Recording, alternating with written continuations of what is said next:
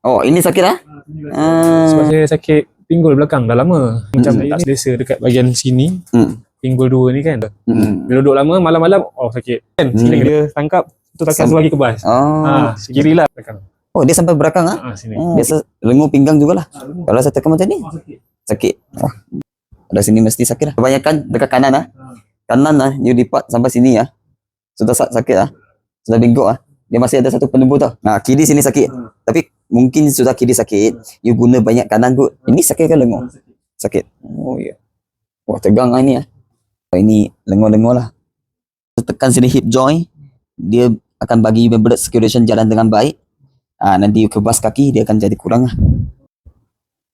Tadi lagi sakit lah. Sekarang saya sudah tekan habis tau. Sudah pegang ini punggung ni. Lagi kurang. Selepas urut sini, sini lagi kurang. Alright. So bos, ini jawapan sudah dapat lah ini. Atas. Okey ya. Ringan lah.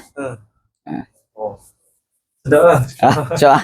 Okay. Tulis 7 kan? Mungkin dalam 2. Tinggal 2 lah. Wah, kurang banyak oh. 2 atau 3 lah. Kan point banyak syok. Banyak syok. Kerana itu kena tak sakit kan.